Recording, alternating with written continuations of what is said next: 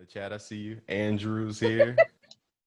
All Oh, right. recording. Yeah, record. That's Yeah, right. I wanted to record this, make sure we're recording this. So again, I'd like to introduce everybody to Mr. Busy Works Beats. Again, guys, please mute your mics. Let's be courteous to this man. Can we give can if you're happy to be here and you want to clap it up, can you get a clap or a one in that chat, please? I want to see those ones moving. Yeah, there we I go. forgot. There we go. Yeah. Yeah. Oh, Busy Works No, I'm Beats. just like, what's going on, Thank you. guys? Thank No, you, guys. man, I'm Hector. not gonna lie, bro. It's a pleasure, bro. Oh Awesome, guys. yeah. Let's meet the mics for now, guys. And then I'll give you guys time later on. We can all talk and share our admiration for Busy. All right. So I want to just give Busy the floor now. And sorry, I just muted you. And Oh, good. I want you to just kind of tell us where this all began for you. Where does the Busy story begin, and how do you get to where you are right now? Good question. I'll cut the high school story out, but music was always a piece of my upbringing, all the way up till university. But the good story is that, and I had to connect the dots looking back. So basically, it started in university. I went to Villanova University. They're known for like basketball and whatever. But I got a scholarship to have housing, and I went for the sciences. I didn't even go for sports or anything like that. All the kids usually go for sports. And I was studying biology for pre-med, so something way different than music. But what I learned is that in my sophomore year, I linked up with my roommate because we had a passion for, we just had this energy to create. We didn't know what it was called. We just, we wanted to start a fraternity called no, wait, what was it? TKD or TKE? It was almost SAE, but it wasn't that.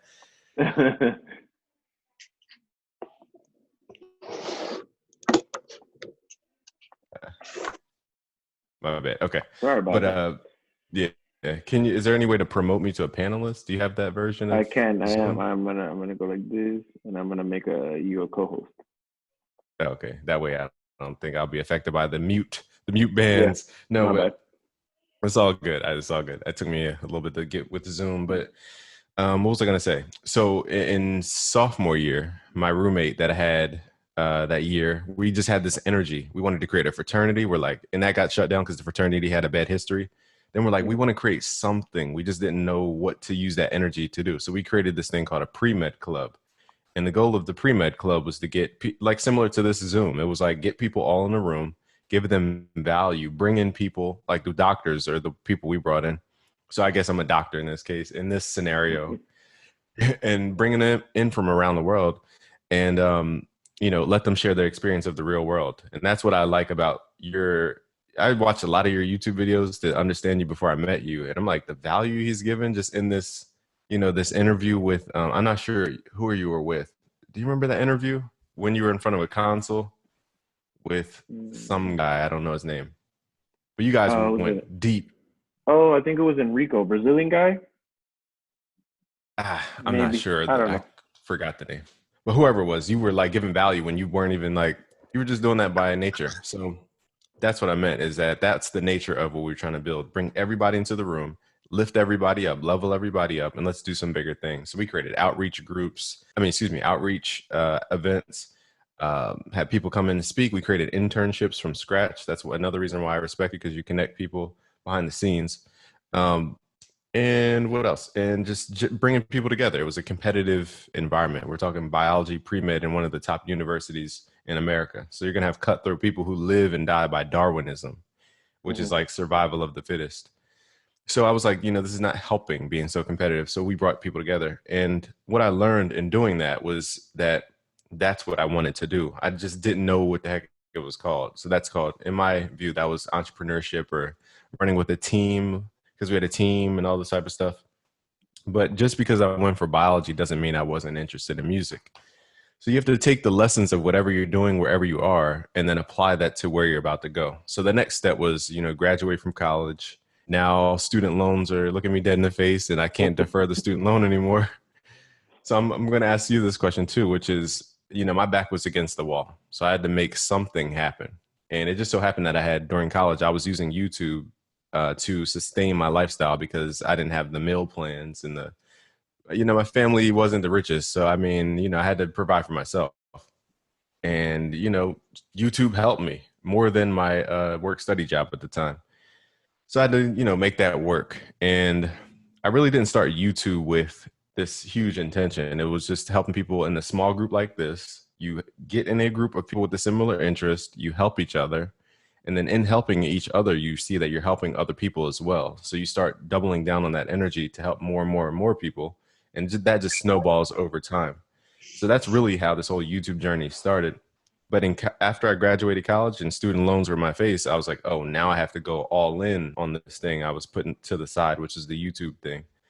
And that's when the explosion or, Busy Works Beats really came into play. It's when you focus on something like extremely hard. That's when you see the results.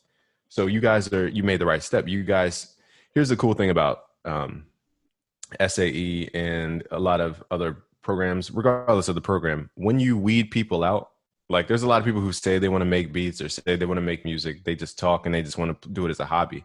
But you guys have proven, because you had to sacrifice to get into this type of institution, this type of program. So those people who took that sacrifice are already way more interested than the people who just dabble.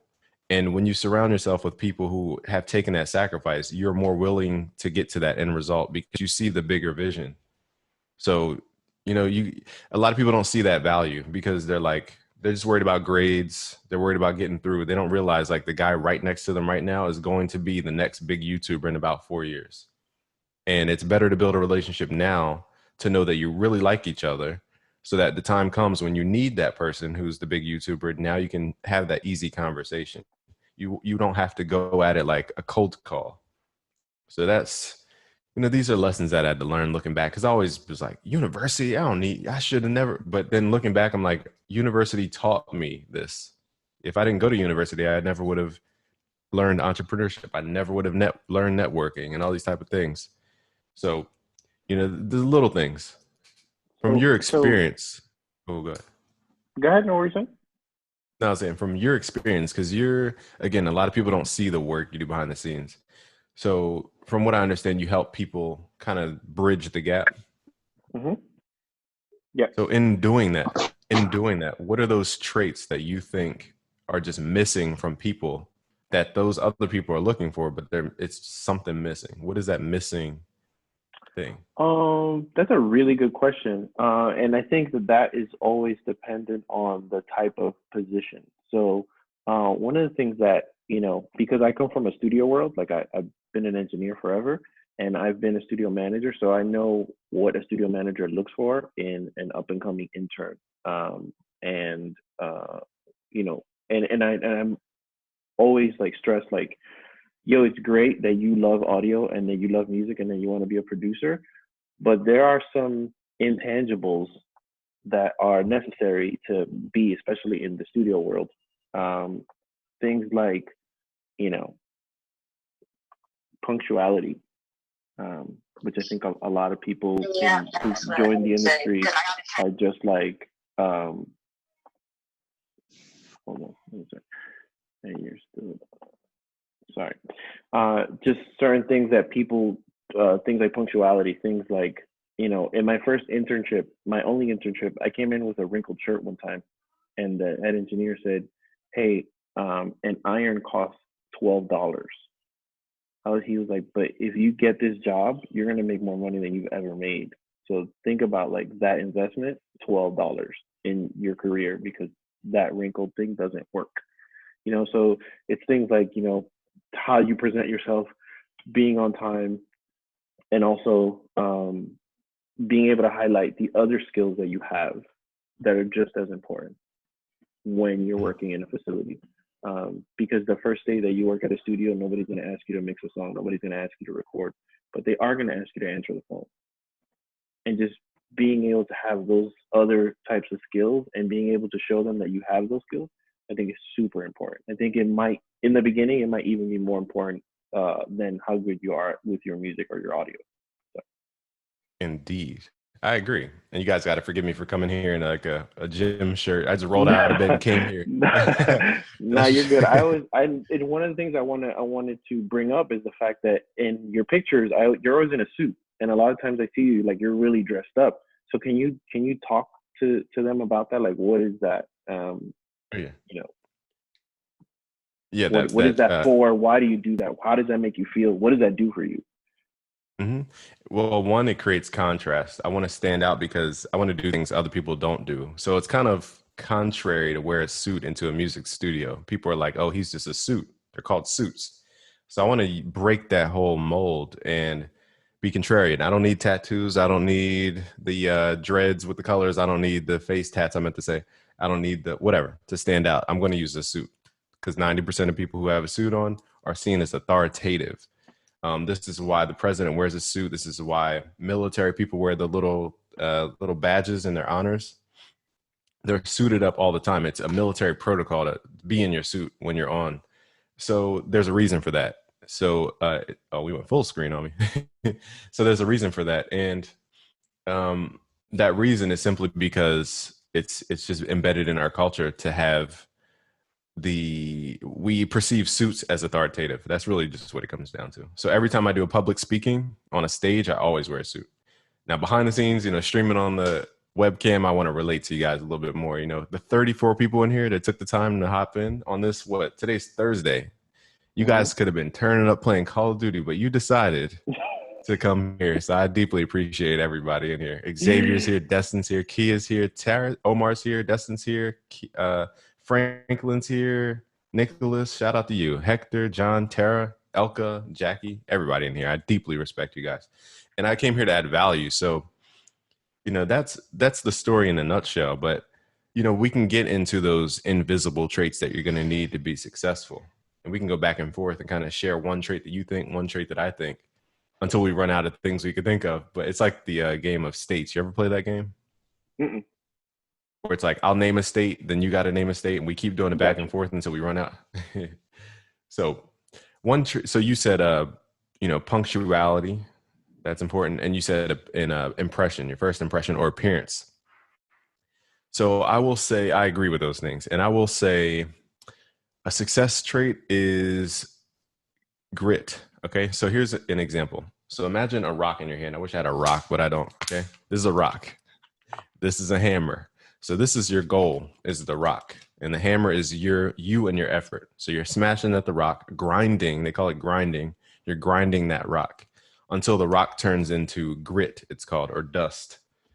So what you need to learn is how to take that dust that from that grinding at your goal. You need to take that dust, pick it back up, and reshape it into a new shape. That's what's going to create the stuff that you need. That's what's going to make you into the entrepreneur you want to be. That's what's going to give you the sustainability, whatever you want to do in life. You have to learn how to transform components into new shapes. So you have to break down the big thing into small things, take those small things, reorganize them into another big thing with a different shape. That's what's going to give you guys that next level. But what's another, trait you see that's missing from, is it mainly studio opportunities, or what type of things do No, you help no. bridge? A lot of our graduates and actually a lot of the students that we're talking with today here, they're not all the Miami campus. So you're talking to kids Oh, from wow. around the country. So this is really Oh, cool. dope. So depending on the city that we're in, different campuses have different like obviously like the California campuses, especially like in Emerville, they do a lot with like game audio, and obviously the film industry. Um, our guys in Chicago do live sound, but there's also a lot of studio work. Obviously, New York has studio work, but it also has like Broadway and there's live sound and stuff like that. Atlanta has a really big production team, obviously. But now with like the Tyler Perry studio, now there's going to be opportunities there for like film sound and stuff like that. So um, I just mentioned those two because I feel like they apply to all of the fields. And then independently, each field has its has its thing. Like in live sound, um, there's the punctuality is super big. I think in the studio it might be a little bit more lax, but in live sound, like if the show calls at 8:30, you got to be there before 8:30 because if you're not there at 8:15 when they're doing the walkthrough and telling everybody what their job is, you're late. And when the gig starts at 8:30, you don't know what you're doing. So in there, it's a little bit more important. I think things that are important for students to have are just self-respect, so that when you have your own self-respect, you tend to respect other people and their time. I agree. And I'm reading the chat. We got people from Jersey in here, people from the Bronx, Queens, New York City. They said integrity, consistency. I agree with that. And here's what I'll add to that is speed. So when I'm working with a lot of musicians or a lot of people who create things like units or products or whatever, the people who create those things faster, I'm like, of course I'm investing more money in you. You turn around so fast. So just in case this idea that we initially had doesn't work, I'm going to give it another chance because you're so fast. Speed is a real value and currency in the real world. Speed. You can be excellent at something, but like, for example, I just worked on a plugin called Hermes. I thought it was going to come out in 1 month. It took 6 months. Now, I guess compared to other plugins, that could have taken 2 years to build. But I'm like, look, guys, some things we have to compromise the minutia and focus on speed. We need to get it out there, see what people want first, to get the feedback, and just keep doing that feedback loop until you make perfection. Because a lot of people are trying to take a long time to make perfection, and then they put it out into the world, and the world never asks for what you're creating. You have to put stuff out fast, get feedback from what the world says, and then change what you're creating, and then keep putting it out over time. It's like a computer, right? Like Windows. Are you on a Mac or Windows? I'm on a Mac. Oh, that's right. You got the AirPods in. Okay, you flexing over here. iPad, bro. I got the iPads on deck. Probably iPhone user in here. So, your system updates over time. Same thing. You would not buy Windows 1.0 right now, but you would buy Windows 10. So Windows didn't start at Windows 10. It started at Windows 1.0. I don't know why people think they have to be perfect right away. That's not even how anything works. Even as a human, you start as a baby, then you grow into a toddler, then you move into a kid, then you move into a teenager, adult, and a grandparent, God willing. So you're not going to be a grandparent straight out the womb unless you're what's that guy, Benjamin Button or whatever. I think Unless you're him. that's a really important and I see you, Ronnie. I'm going to let you ask your question right now. I think that's a really important topic. It's something that I talk to students on the Miami campus all the time, where they're like, hey, most students come when they get to SAE, they're like, yo, I'm going to record my whole album by the time I'm done. And they get to Mod 4, all of you know I'm telling y'all the truth. And I go, hey, how many songs did you record? Oh, I've been working on this one. I'm trying to get it perfect. It's never going to be perfect. And you're right about what you said. The world isn't waiting for you to put your stuff up. They don't have any expectation from you. So whatever you put out is going to be new to them. And what's great to them might not be great to you. A lot of people who are producers will have this exact same experience. You play 10 beats and the one you hate the most is the one that everybody loves. Right? So it's just like, sure. You need to just go ahead and put it out and see what your, base or your client or your fans tell you. And what you're talking about speed is just being honest with what you're doing, putting it out, listening to the feedback and not being, insulted by it, because being able to take criticism is difficult. But being able to then take that, internalize it, flip it back, and then put it back out a better version is, I think, what you're saying. And I think that that's really important, because a lot of people are scared to put stuff out because they feel like it's not perfect. And it's like, there's a quote from Pablo Picasso, and he said, art is never finished, it's abandoned. And at some point you have to okay, this is where it's at. I need to put this out and I need to move on, because, this is stopping my life. Mm-hmm. We'll get that Dr. Dre syndrome. This is nothing's perfect. No, but you're right. And it's more, it's like not even the ones that we hate, they love it. It's like the ones that we love, they hate. So it's like, and on top of that, once you tie feedback to money, you guys will get over the criticism, because criticism makes you money. So once you understand that, then you're gonna, because if you serve the people are your boss. If you serve a boss, then you got to deal with the power politics and all that nonsense. So I understand why there's probably inconsistency there. Another trait for successful folks. Again, shout out to everybody in here. Nano, Ronaldo, there you go. You got to go above and beyond the task. So that's what Frank is telling you now. Yes, you may have an internship at a space, They don't only want you to be a good engineer, good enough engineer. They want you to be able to answer a phone and have a conversation and not turn off a client. Be classy, in the way you carry yourself. Be punctual. That's the above and beyondness I'm talking about. So can you give an example maybe from what you've seen or what companies complain about with people that just, like, for example, I had a plugin. I told you guys I have a plugin coming out probably by Friday. I have to do the sales page today, but blah, blah, blah. It's called Hermes. And in developing that plugin, I had a graphic design team. So I had one kind of graphic manager, and then I had people under him. Now, he was really good. That's why he's the manager, but he goes above and beyond and delivers things called deliverables. He delivers me more than I even expect. Whereas the people we hired underneath him, they were just giving us whatever I said I needed. So it's like they gave us what we wanted, but they didn't take it to the next level and just kind of give us a little bit extra. Sure. So, sure. I mean, you probably are reiterating yourself, but it just shows how simple this stuff is. But have you seen people just kind of do the bare minimum and try to skate by? Yeah, I think that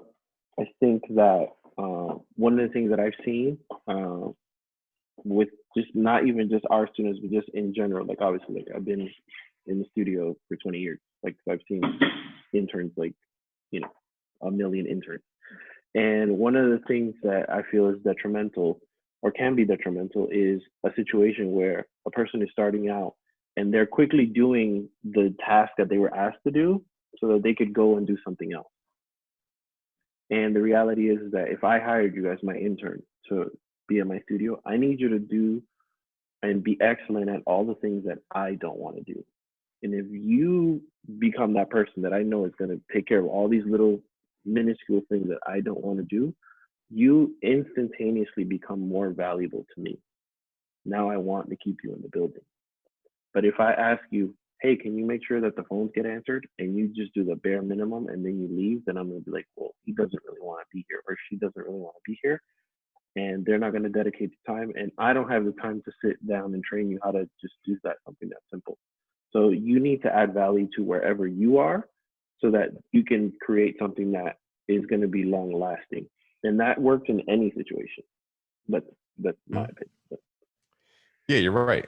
And great leaders. The reason I say great is because a lot of traditional jobs and different things, they are threatened by this. So like my mom used to work at a place, I'll just say a place. And when she tried to do things that were like above her grade, the person above her will feel threatened, like their job's about to be lost. So they would try to hold her down. That's bad leadership. But good leadership, when you have a good leader, they try to create a second them because it's in their best interest. So if they can handle all the things, like you said, that they can't take care of normally and more, and the things that they used to do, now they can step up and do higher level things, higher value things. So I guess the kind of solution to this is you have to find a place that isn't threatened by you trying to become that person. Like whoever you're under, if becoming them is threatening them, then you might have to find another chain or another tree to climb up that ladder, or create your own. And one thing I'll say is a trait is, and we'll probably leave this for the end, but the mastermind. So this is what we have, is actually a secret group, and Frank can attest to this. And we don't do anything crazy in there. It's just a secret group of watch somebody screenshot. Right. It's a secret group of very influential people. I think the last time I counted, we were at around like 40 people. It was 4.1 million in reach. So we're at 60 people now. I don't know how far our reach is. That's quantifying influence. Now our influence goes beyond that. But that's, if you had to put it on paper, that's a lot of people that we take care of.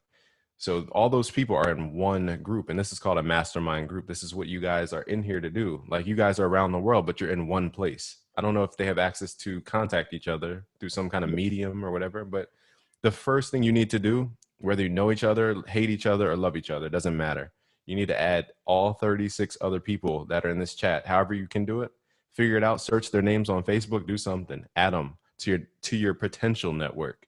You need to be in front of people and create content. The way you build relationships nowadays is not like, yo, Jordan Carlo, I'm going to call you on the phone, even though I don't know you, and I'm just going to start talking to you. That's not how we build relationships nowadays. The way you do it is you add Jordan as a friend on Facebook or whatever, Instagram, Then you create content so that Jordan can understand who the heck you are before he even has that conversation with you. Your content becomes that icebreaker. Then you pick up the phone when you see something cool that Jordan's doing. You say, Jordan, yo, I see you doing this thing, blah, blah, blah. And you just keep building that. Be in front of the people you need to be in front of for a long amount of time. The reason you love your parents, I'm going to shatter your Santa Claus dreams. The reason you love your parents is because they served you the most impressions. They were in front of you the most. That's why you love them. So when you're in front of people more and more and more and more and more, they naturally bond to you. So you need to do that with every single person that's in here. So the mastermind group is a principle that I live by. You know, all the top leaders do it. So you guys need to do it now so that you have your because maybe Frank hasn't seen this yet, maybe, but behind the scenes there was a lot of turmoil. And when you get to higher levels, relationships is the only thing. And maybe I'm over talking here. You can shut me up No, you're if you good, have to. man. This is gold right here. Yeah.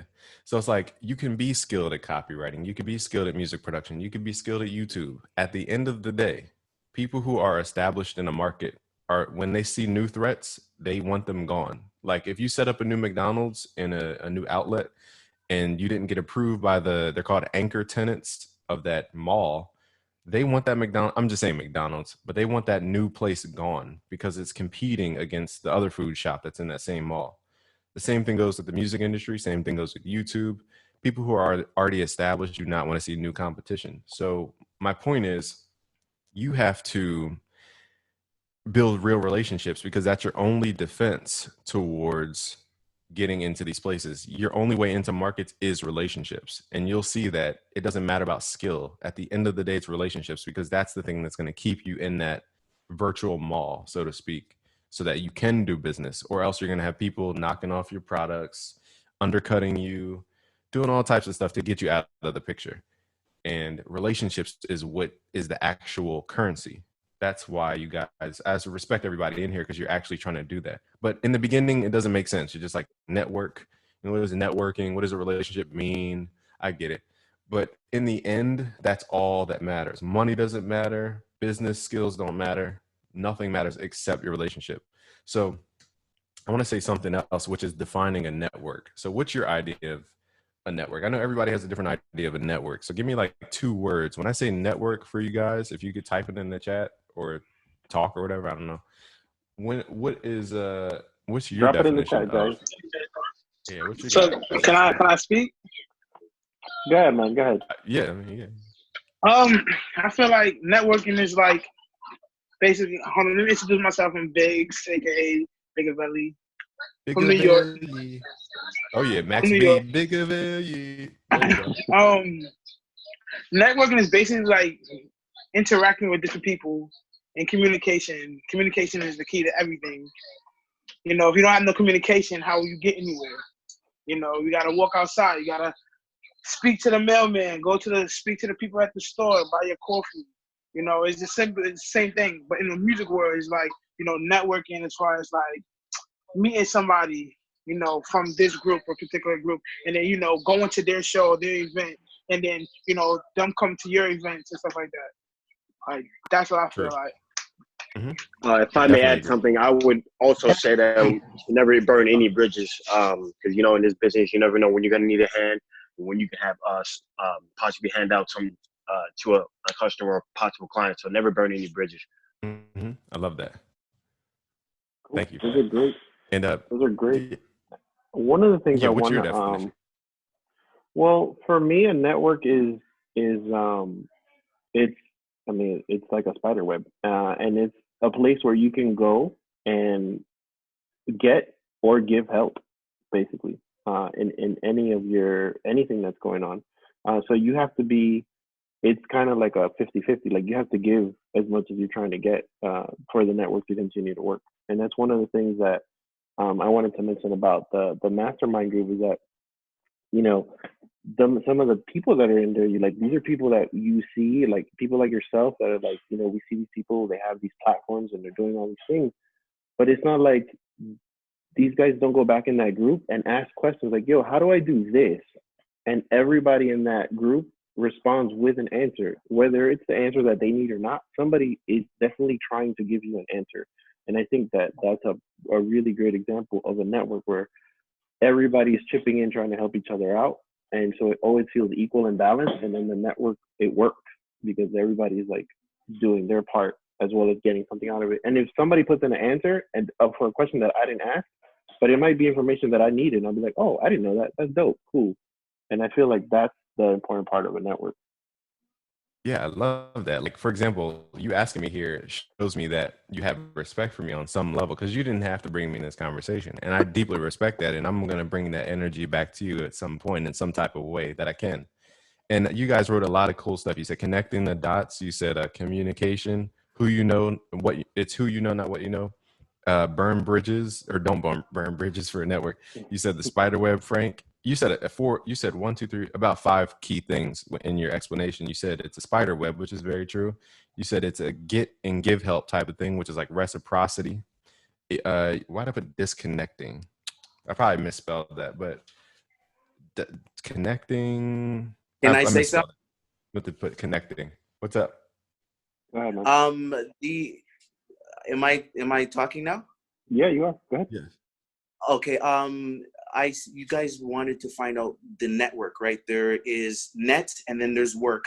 I remember seeing Game do a video on YouTube that was referencing net, like networking, right? And when you look at the word net, what is a net? When you are fishing, you have to throw it into the water. It's this, like someone's mentioned web as well, right? And work, right? So everything that is connected to what you got to do on a day-to-day basis, depending on what it is that you are focusing on, which is referring to the work, and then the net.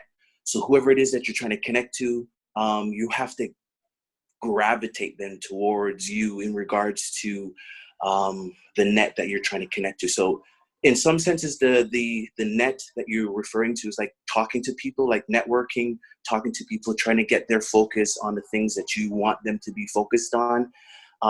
That is one forms of networking as well.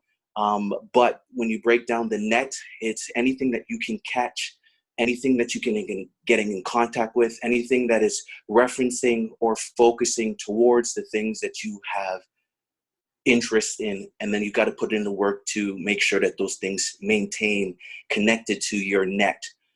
Because if your net that you're connected to somehow breaks, then the thing that you're trying to retrieve, the thing that you're trying to catch, won't get caught because it's going to be broken. The connection that you made between one person to the next is not a strong connection. So breaking up the two words, net and work, and then being able to intertwine them together.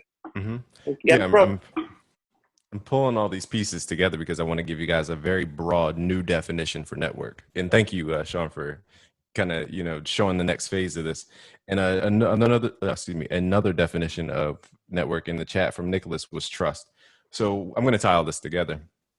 You mentioned also, Frank, curation and social currency. So let's take all these definitions and expand on it so you guys really know how to use networking, because network is such a vague kind of like thing that people say, but it's actually actionable. So I don't want to make this seem like this is just some airy-fairy type of stuff. Communication. This is the first step in building any power. When you have your own platform, like Frank said, the only reason I have a platform is because I've communicated over time and have what's called distribution to lots and lots of people with a common interest. So communication at the end of the day and distribution at the end of the day gives you what's called power. Now, power just means that you don't have to create the thing to give to people. You can then bring in experts like Frank. You can bring in experts like we had S1 who produced for Kanye and Beyonce and Jay-Z and them. We had Swivel from Beyonce's former recording engineer share his stuff. We had Sound Oracle who produced with Timbaland and did his sound design. So now the fact that I've gathered a bunch of people and communicated with these people and created distribution, I can bring all the real experts. And I really just am sitting back being a host, but I'm absorbing and letting it flow. So it's the most powerful position you can be in because you control the flow. Like, you remember the gladiators, Frank? Oh, Simon, I just saw you muted your mic. But gladiators back in like ancient Rome. I mean, I don't remember them, but I know. He's like, I remember slaying them. Yeah. what the reason? And we need Sean Smile. We'll get 1,000 more freaking deals. But what was I going to say? Oh, gladiators. So the king and the queen are not in the middle of that stadium, even though the two people in the middle of the stadium are getting all the people's attention. They're not the ones in power. So the king and the queen are in the stands going thumbs up, thumbs down. They're directing people's attention to the gladiators in the middle. That's the real power. The power is not getting the attention, it's directing the attention. And that's what you can do when you have a distribution channel with communication. Another part of a network is connecting the dots. That's another kind of powerful position you can do when you can leverage your other relationships within your network. That said, you need to add everybody on Facebook, whether you hate each other, love each other, it doesn't matter. At some point, you'll get over the beef when you're all making money and you have a family and you're happy. You're like, why are we beefing back in college? Let's do something bigger. Let's aim for the moon and stop aiming our guns at each other. And at some point, you have to use the leverage of your current relationships to give you other relationships. So for example, when I was doing brand deals with a $1 billion company called Razer, once I had a deal with Razer, every other deal fell in place because they're like, look, if Razer trusts you and we're trying to be Razer, we're going to do a deal with you no matter what. So we did a deal with Image Line, who made FL Studio. We did a deal with Sweetwater, a $600 million company, Isotope, Arturia. These companies do really well. They have headquarters that are way bigger than you think, but they're doing well and they don't tell anybody because they're not public companies. But so once you have, my point is connecting the dots in your network, you have to leverage your other relationships. So once you have the 41 people in here, you can then say, I know Joy Himar. I'm probably saying that wrong. Joy Himar. And then Joy Himar, some guy probably likes Joy Himar. So he's like, oh yeah, cool. I'll do that thing with you. And then you leverage his name to get the next guy. And then you leverage the fact that there's 5 of y'all to get the next 10. And you keep going on and on and on. And, forgive me if I'm long-winded. Feel free to just chop me at any point. Man. You're good. I think that that's what you just hit on is a really important take. And it's the reason why when you see they put somebody's name, they see works with so-and-so, so-and-so, so-and-so, so-and-so, because a lot of times when you see that by association, you'll be like, oh, these people respect this person to do whatever it is they do for them. That person must know what they're doing because these people are very successful. So what you're saying now, like Razer was working with you and now all the other companies are, oh, you're doing that? Okay, cool. Here's the money. But it does take time to get to that point. But at every level, there is that, on the local level, there is the best artist on your block. If you work with that guy, then everybody around is like, oh, you're working with so-and-so? And then there's the level after that and the level after that. And it's always that. It's always like trying to do your best so that people can understand your work. And you get in a position where you can work with the best people, which then improves your value. Indeed. And that's the real currency. I want you guys to understand that money does not mean a thing when people control markets. You can't buy your way into an outlet, a mall outlet. Again, if you're trying to be that McDonald's that tried to infiltrate an already established anchor tenant mall outlet, you can't buy your way in. You can't buy the real estate. You can't buy the city. You can't do anything with money to get into that place. You have to have the respect to get into that place. Same thing goes with the music business. That's why people aim for those Drake placements or whatever, because they know that it's not just the money from the Drake placement. It's the fact that now it's going to open up 1,000 more doors of opportunity because people trust Drake. That means you can leverage Drake's trust to get to everybody else. Real quick, the definition in the chat was, they said it's who you know, not what you know. I'll say it's half and half, because if you have in a mastermind group, if you're in a mastermind group, like Frank said, there's a give and there's a take. You can't come in there with no value to add and expect like something to happen, because it's not just who you know. Like, for example, everybody in this mastermind group is an expert at what they do. Whether people call me the FL guy or whatever, it doesn't matter. We have Swivel, who's an engineer recording expert. We have yourself with your experience in history and connections. We have, I'm trying to think of who else is kind of different in there than that. We have Larry O, who's a content creator on IG. So that's his territory. You got all these different pockets of massive mastery. So everybody in there is a master of whatever their angle is. So it's not just who you know. You got to know people, but you have to be. So here's how the brain works. If I say ice cream, what do you guys think of? Give me one word when I say ice cream. I'm going to do a social experiment. here. When I say ice cream, Frank, what do you think of? I want to Cold. also know. Cold. Okay. Like cold, creamy. Creamy. Eating. Okay. Eating. Okay. Ben Melting. and Cold. Jerry's sweet. Somebody said food. Smooth. I'm like Lactose dinner. intolerant. Yeah, lactose intolerance, like the consequence. Stomach ache, yeah, hilarious. Truck, ice cream truck. I didn't think about that. Belly ache. So, your brain is like Google, literally. When you think of a word, your brain has neuronal trees. Neurons form trees in your brain. So if I say FL Studio, you're going to think about two main things, and the other third and fourth person aren't going to be pulled up in your brain's Google system. So when I say FL Studio, I need to pop to your brain. I need to be the first in your brain to get to that response. Now, the battle is in people's brains. It's not in the Google algorithms. It's in people's minds. So again, the neural network, shout out to Daniel for that, saying that. So when I say FL Studio, you need to be first. And do you guys know Grant Cardone? I know you're in Miami, Frank. So Yeah, Grant yeah, Cardone's pretty big in Miami. yeah. He's huge. And he has a book called If You're Not First, You're Last. And what that means is if you're not first to pull up in somebody's Google results in their brain, you're literally last because their neural tree is embedded into their neural pathway and it's not going to change. So if you're not that first impulse response, it's going to take people a long time to really get to your name. So you need to make that your positioning within your network. Like if I need a graphic designer, I'm going to call X. If I need a sound designer, I'm going to call Boom. So you need to be that person in that person's Rolodex, and that's how you level up. And also again, respect is the real currency. So again, I don't want to be long-winded. I still have like a lot of points that I want to get to, but I don't want to overly talk, Frank, because I it's know a you're dual good, man. conversation. You're good. Okay, I'll keep going here. Go ahead. Forgive me for not remembering your name, but you said burn bridges. So this is what recently happened. Some of you guys may know, but behind the scenes, there's a lot of business dealings, and we had to deal with another business person that I was doing business with, and it just so happened that something happened that burned those bridges. So now for that person, it's not only when you're in a network or like a mastermind, it's not only the person that you have an issue with, it's now the chain of network that person deals with. So you got to be extremely careful who you decide to cut off. And I will say though, from experience, don't let these like massive software companies and all this type of stuff make you think that if you just keep doing them favors over time, to do a favor back. Because chances are you're going to do favors for a company. Like let's say Frank works at like Isotope or something like that. Mm-hmm. You're going to do favors with Frank and build up that relationship. Frank could decide to leave and go to, Weed Maps company or like some random company, right?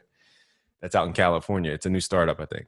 So he could completely leave the company. Now, all the goodwill and relationship you built up was with Frank. It wasn't with the actual company. It was with Frank. So now if he leaves, that relationship is not this. You're not going to have the same results is my point. And a lot of companies just, it's a lot of moving parts. So what was my point in saying that? Oh, my point was that they keep feeding you this idea that if you keep doing favors, they're going to pull you into making your own plugins and doing all this type of stuff. But it never happens because of the fact that people move around. So don't let that fear hold you back from cutting off ties to big companies even. Because again, that's more advanced. That's more for the advanced content creator. Well, But I I will want to speak to your say that spider web. I will also say that applies to in the music industry, or even just a gig where you're at. Like if you're being strung along at an internship, and the manager's like, yeah, no, do this, and you're never moving to that next part that they're promising you, then whether it's the biggest studio in the city or not, like you should say, you know what, maybe this relationship isn't the one, and I can go a different way, because that happens. People get strung along on internships for a very long time with promises of a future job, and then that job may never come. It could just be that person's a bad manager. It could just be whatever the situation is currently in. But you should learn to be able to identify that when it's not mutual, and being able to say, you know what, this isn't going to work for me in a respectful manner where you don't obviously burn the bridge, but just be like, you know what, this is probably not the best thing for either one of us. I'm going to go try to do something else. Mm-hmm. And I wouldn't even go into it with the expectations. I think that's the problem. People go in there like, okay, I just want the job. I don't even want the internship. I want the job. The problem is you're missing the fact that you're getting free education and you're missing the realization that you're getting real world experience. You can't buy that in any book. Is like real business. You have to get your MBA from the actual transactions and dealings in the real world. You're going to see supply and demand. You're going to see how people really react. You're going to see egos. You're going to see personalities and studio etiquette. Those are the real lessons that you just can't learn anywhere except through experience. And if you go into those programs knowing that, then you'll know that, okay, I need to build up my own side gig so that I can fund me going using the train to get to this internship. You're not going to be relying on the internship to do everything and all things for you. Just like a romantic relationship. Like, you don't put all that pressure on your mate to make you happy, provide for you. What else? Like, what else do people want in relationships? Like, do everything for you. Like, you don't rely on them for every little thing. Same thing goes with, your business relationships. But let's talk about your spider web concept for the network. I like that. So when you visualize that in your head, how do you see, where do people fit? And then, does the spider web have a spider in the middle? Like, what's the spider web looking like? Well, it's kind of weird because it's more like a 3D spider web. So it doesn't just go on like a 2D, it also goes up and down. And I know it's weird, but I never see myself in the middle of it. I always see myself like around it as like part of it, not necessarily as the focus. And I don't ever see it as having like one focus, because I feel like you could be different things to different people and you could offer different bits of insight. Like for the kids at the campus, sometimes I'm the guy who helps them connect with gigs. But then once they graduate and they're actually working, sometimes they come back to me for audio advice. That has nothing to do with getting a job. It's more like, hey, how do I do this? So, and then for some people, case in point right now, I've been doing a lot of like live stream kind of experimenting with stuff. So I've lately been the person that people ask like, hey, how do I get like higher quality audio, or how do I do this? Or, you know what I'm saying? So it's like just being useful to people. Like, it's kind of how I see it. For sure. I love that, because you actually pulled up a point that I forgot to mention in one of those traits that make people successful, which is when you're building leverage or building the fact that you can talk to one person. Okay, so you talking to me right now, if we were live streaming, you're really talking to 500,000 people. So it's like you're talking to one that accounts for many. So when I'm talking to you, I'm talking to many. I'm not just talking to, directly to Frank. Frank is your avatar, so to speak. You're the face that we see who can interpret and have this communication channel. And that's who represents you guys. So this spider web, I love that concept, because you have to be different things for different leaders. Now, again, it depends on what level you're at. But if you guys are going to be networking in this group, you need to figure out what Daniel needs specifically for Daniel Maslavi. You need to figure out what Jacque needs, or Jacque. How do you say that? Jacque? Probably saying that wrong. You can quote it yourself. Jaquette. Jaquette. Okay, Jaquette. There we go. Thank you, sir. Thank you. Oh, that was your quote. Oh, I see. Okay. And you need to figure out what he needs for his business. You need to figure out what Xavier needs. It's all going to be completely different. That's how that mastermind group got formed behind the scenes. I said, okay, Sound Oracle, you need me to plug your sounds and your whatever. Okay, I'll do that for you.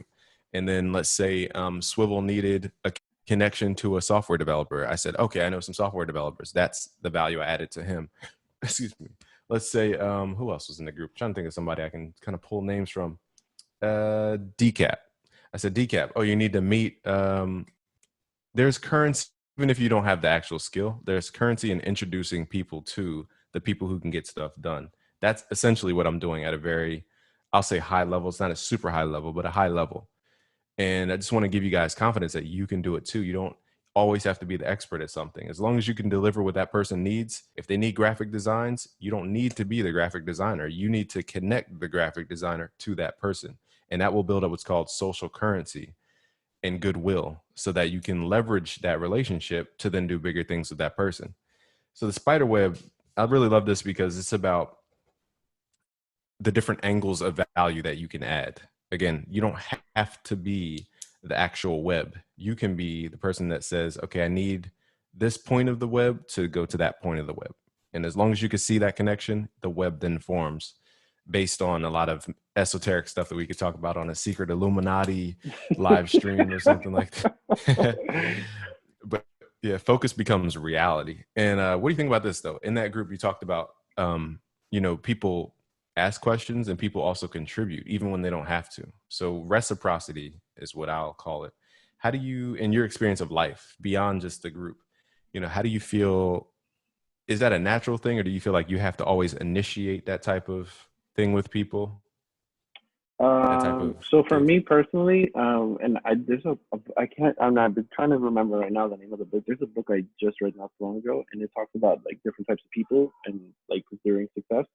And there's a chapter in the book of people called connectors, and I always find myself to be that. Like somebody will say, "Hey, how do I do this?" And I'll be like, "I don't know how to do it, but I know this guy knows how to do it, and I'm gonna put you guys in an email together, and he can definitely help you out."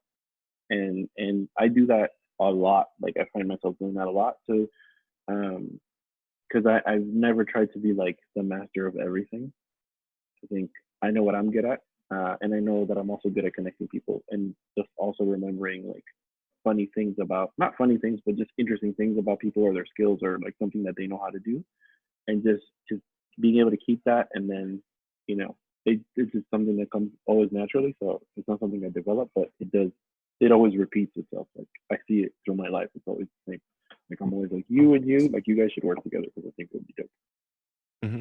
And I'm glad you said that you saw that looking back, because the first thing you guys need to do is understand you. And this is rooted in the zodiac. It's not about horoscopes. It's not about the fortune cookies. It's actually about stellar alignment and understanding the universe. There's 12 keys in an octave on a keyboard for a reason. There's 12 disciples for a reason. There's 12 hours in a day for a reason. It's because they represent the 12 signs of the zodiac.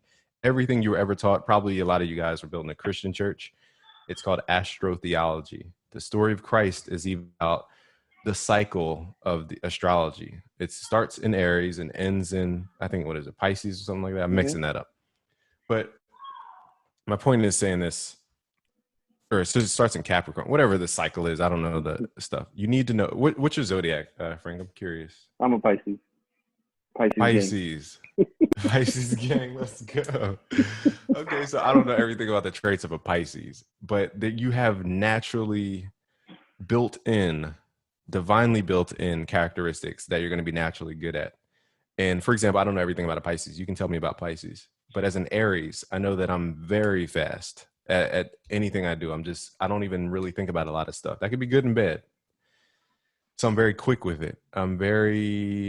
I don't hold back a lot of truth. I'm very transparent. I am, Aries are usually the leaders because they just go and they leave the mess Mm-hmm. for everybody else. Sometimes that could be a bad thing though. Aries are impatient. That's our number one flaw. So once I know all these things about myself, I can then take those strengths and weaknesses to evolve and have the clarity. People don't know what they want to do. They don't know what they're naturally. Capricorn is a natural born manager. Taurus, very headstrong. So you're going to have a problem with authority. Pisces, I don't know about Pisces. You got to tell me about Pisces. Virgo is a naturally born for a lot of Virgos I know are in music. And Sagittarius, very fiery. You don't think a lot about your decisions, and that's your weakness right now. So, but very deep and loving folks. Libra, again, you got to know what that is because that's your natural strength. The reason I'm saying all this is because at the top, like Frank said, I'm just me. I came in the game. I established my authority. Once you have authority, it's about connecting the dots. Scorpio, I know all about a Scorpio. My goodness. Yeah, whatever. That's a different conversation. But now I was gonna say not that part of it, but like never mind. I can go on a rant. I'll just keep it off of that. But advisors, great people. Elon Musk, he's a perfect example. You think Elon Musk coded PayPal? You think Elon Musk did the schematic for the flamethrower that he made? Do you think Elon Musk drafted up the thing for the car? What's it called? The Cybertruck? Mm-hmm. All he did was get really smart people around him. And he said, you smart guy, connect with that smart guy. And let's create this thing together. That's what makes you a macro thinker, when you connect the dots. And Bill Gates said you can only connect the dots looking backwards. But you need to connect the dots today. You guys need to form your own network. That's your real power. Because in the future, when the people who are holding with the gatekeepers and the power holders, they're going to be in there. They're going to be clicked up by themselves. So you need to have enough people that can go against them being clicked up, so to speak, to infiltrate or overthrow their clicked upness and create your own. So hopefully you're taking a lot out of this. And these are real world examples. I still haven't even gotten to my network Awesome. definition, but go ahead. No, it's cool. You know what? We're coming here to the end, so I kind of want to give a couple of people an opportunity to go ahead and shoot you a question.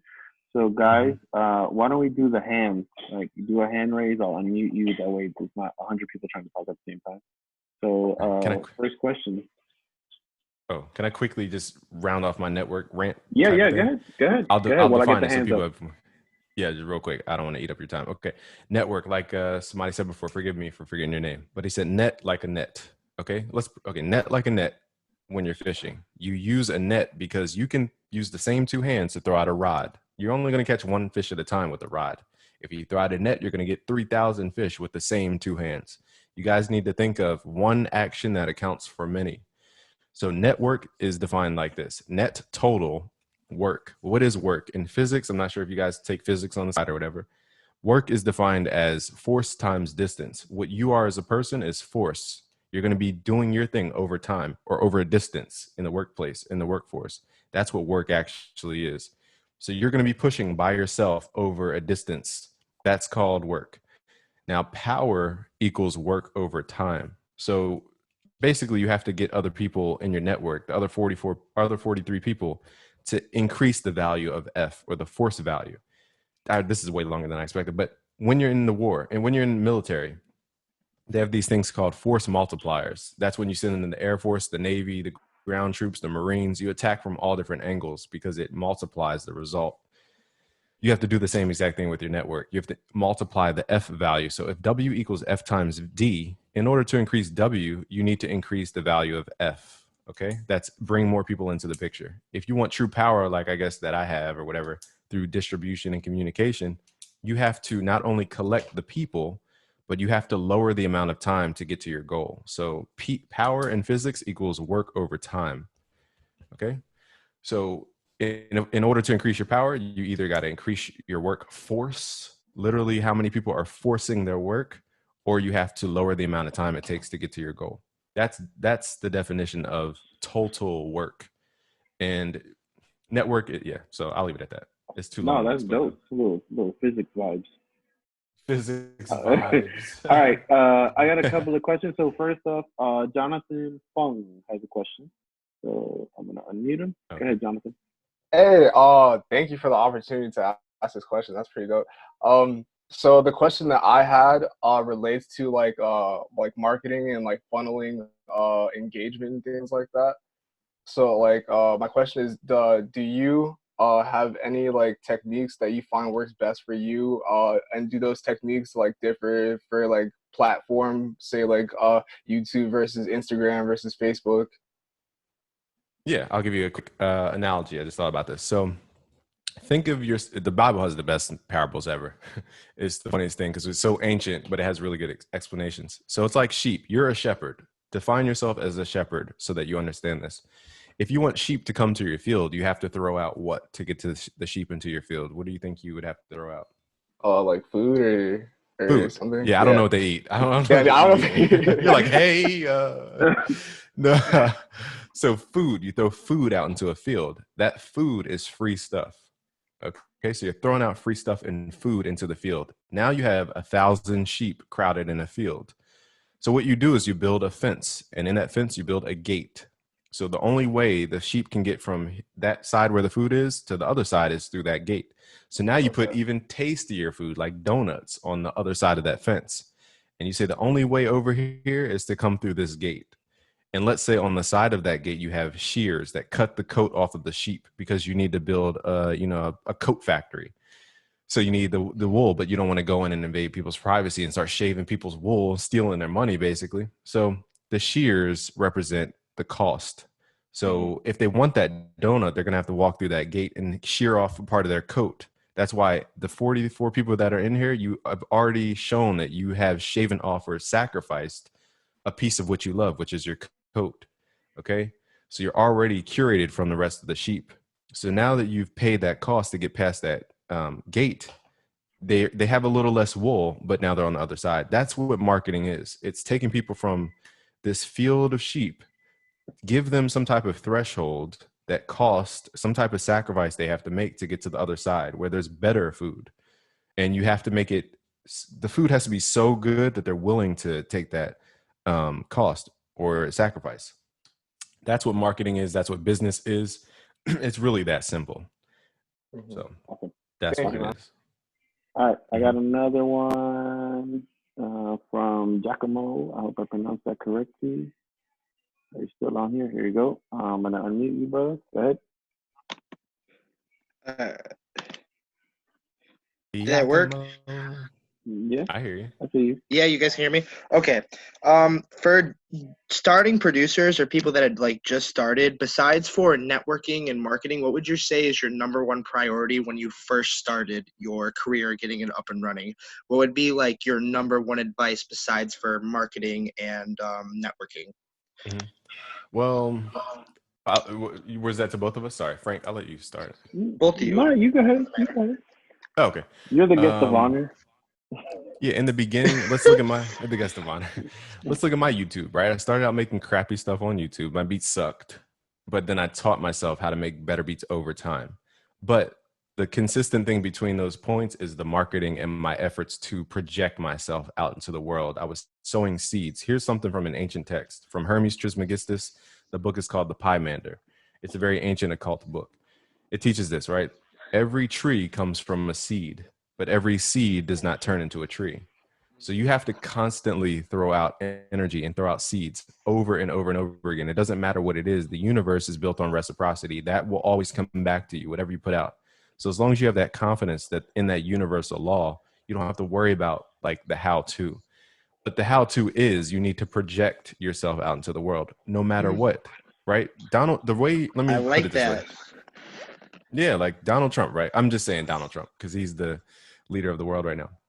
The way he becomes massive, and you guys heard of the Fire Festival, Giacomo? Am I saying that right? Giacomo or Giacomo? Yeah, Giacomo. The Fire Festival? No. With Ja Rule and them. No. It was just an idea. They got people hyped about the idea of the Fire Festival on an island where they had tents and a bunch of stuff. So my point is saying that you have to create the vision before it's even reality. Like Uh, before you even are the Timbaland of music production, you need to create the vision that you will be. And people have to believe in the vision and stick with you along the way until it becomes a reality. Because what reality actually is a consensus of what we believe in. so you're saying like manifesting, basically. Manifesting your vision, putting it in your head, and then attacking it. Right. It has nothing to do with skill. Like I can teach, I like like I've done that. this before. I've taught, Yeah. a photographer how to start playing chords in a minute. I've taught a random person how to play chords in a second. I've taught people who are photographers, models, a drummer, even. The skill is not the thing you need to obsess with. You need to be a master at some point, but you have to start. And a lot of people are scared to start because they feel like they're not masters. And if you look back at my own Preach. history, I sucked. Like I was not good at beat making. I only knew I was dabbling, you're going to get better over time, but you have to not use the excuse that you're not a master to start because that's just an excuse. Preach. Yeah. So marketing is definitely dominates everything. Okay. Let me see. I got a question from I think Destin. Destin, I'm gonna unmute you. Destin, you there? No? Hey, you guys hear me? Hey. Yes, sir. Hey, hey, how y'all doing? I'm Good, chilling. man. What's up? I'm good too. I'm really glad to be in here. I'm pretty young. I'm like 15, so I'm, just trying to learn as much as I can. So I Like just a want to 35-year-old. ask. I just want to ask, what should I be doing? That I guess I'm not already doing. I'm really consistent. I post a song a week. I'm always on it, but I want to know what I should be doing, on the daily. I guess in the midst of this quarantine, I feel. You need to write down a goal that you actually believe in. Like you could say you want to be a millionaire all day long, but if you don't believe it, it doesn't matter. You're not going to even try to become the millionaire. You have to believe first in the first $10,000 you're going to make. And then you chase Yeah. 10,000. It has to be believable. This is what screws you guys up. You're like, I want to be the king of the world. Well, you got to be the statesman first. You got to be the nobleman second. There's things that you have to believe in before you get to that huge goal. and you guys make your goals too big. You have to make it believable, but bigger. So the problem is you think you're consistent, you think you're producing. If you put it up against myself and looked at what I actually had to do for YouTube, I'm only speaking to the YouTube world. This is when I used to wake up and immediately go to the computer and record at least 10 videos before I went to play Xbox to take a break. And I came back and recorded as much as I could. Like if people aren't going to take it to that level of insanity and obsession and commitment, they can't expect these huge results. The results are going to come from massive, massive production. And a lot of people are tricking themselves thinking they're doing something. They're like, I put out a song a day. I put out a tweet a day. Do you know I program 100 tweets in one day? Not 100 tweets, but 100 social media posts in one day so that I can do 100 email tickets. I have this thing called a social media management tool where I can do 100 social media posts, and then it'll schedule out throughout the month or whatever. Then I'll go do 100 email tickets. Then once I'm done 100 email tickets, I'll do 10 video. Like I'm still out producing my old self. So if you're not willing to do that and get out of the fantasy that you're actually doing something, because the first step is you're here. So you're not the sheep. I'll say you guys are marked for success already. The problem is you don't realize. It's kind of like the hot girl that doesn't know she's hot. Does that make sense? Mm-hmm. Kind of makes sense. I give you that. Like they don't have the self-esteem enough to know that they should be valued higher. So they do a bunch of dumb stuff along the way. It's the same exact thing here. You don't have the awareness of your potentiality yet. That's why I said you got to know yourself so that you can know your potentiality. My point is, I'll wrap the question up here, is that you need to increase production, period. You're tricking yourself thinking that you're doing something right now. And I guarantee you, if you put your production up on a piece of paper and say all the things you've done during the day versus mine, I will crap on you on your list because I live this every single day. I live and die by this stuff. I produce income from nothing every single day thanks to people like yourselves. So so you really got to shake yourself out of thinking that you're doing something, but you are doing something. I'll say it in a non trying to get at you way, in the metaphorical way. I got to make sure my household hears this. In a metaphorical way, you are the hot chick, so to speak. You just got to have the self-esteem enough to know and how to leverage you being that. Okay. That's fair enough. Yep. I got Mr. Jaquette. Yes. Yes.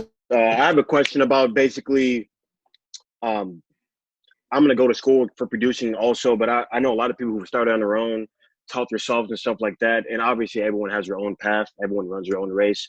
I just want to know, did you go to school for producing? Or maybe I can look at your background, but as of now, did you go to school for producing? I know you have to teach yourself a lot, but basically, what was your path and what was your plight? I had a couple of mentors. So I had a mentor who taught me songwriting and music theory in college. So I did have collegiate courses on this. Was I traditionally trained like on a piano? No. But I had a mentor for recording after college as well. So I pieced together. They took me to a different level. There's one thing to study YouTube videos and buy courses, blah, blah, blah. It doesn't matter how much skill you have. You have to have somebody higher than you that can be hands-on or teach you the things that you can't even see for yourself. But on top of that, you also have to gain that experience. It's like biology. Like I went to school for biology. So in pre-med. So I learned about chlorophyll and cells, how they divide and all this type of stuff. I wasn't applying the knowledge. So I could have all this knowledge. If I'm not applying it, it does not matter where I took the knowledge from. Even if I went 4 years to university, you have to start applying this stuff. That's what's really going to stick. And you have to do it over and over and over again. I'll talk about this, the 4 levels of NLP. I didn't go to any professional music production school. But the ones that I've gone to the SAE Miami place. And I'm like, wow, you guys get to literally, I didn't know, like I was in FL Studio. I didn't know what a preamp was until like maybe 2 years ago. I've been doing this for like 5 years. I didn't know what a preamp was. I didn't know what, I'm trying to look around. I don't have a console, but I didn't know what pad meant and dim and function, all these type of things that I should have known, how to work a console. Just those little things give you the edge above. You have the competitive edge. What was I talking about though? Pre-med, I had a point I was going to make. Rewind me a little bit. I said something about just talking about applying what you learned. Mentors, applying stuff. Oh, 4 levels of NLP. Right. So this is how everybody trust me, on a very, very high level. Like, we were joking around throwing up the pyramids and all this, but at a very high level, this is Masonic knowledge. This is something called the Brotherhood, which is like what runs the world right now, the Brotherhood. What they understand is that you have to always be teachable. There's something called a teachability index. So the moment we think we know it all, we literally shut down our ability to receive information. So if you guys are sound guys, so you are an oscillator. Your brain sends out frequencies into the universe. That's why when I was telling Giacomo about, it's about desiring things and intention, your intention is a frequency that you're putting out. So the problem is, a lot of people have frequencies they put out, but they have counter frequencies, or like counter phase. You know, when you put a kick over an 808 and it, like, the volume disappears at some points, or like it wobbles and it sounds terrible. Same with your frequencies that we put out into the world. So it's like, we want to be the millionaire, but we think that all millionaires are evil. So we just literally canceled out what we think we want. And therefore we have zero, we have nothing. So what I'm getting at is, teachability is the ability to receive frequency, and our oscillator, inner God or inner creator, whatever, is the ability to observe and observe the coming inness of frequency and create our own frequency going out. So I had to say all that to say there's 4 levels of NLP. There's unconscious incompetence. Have you ever heard of NLP by any chance?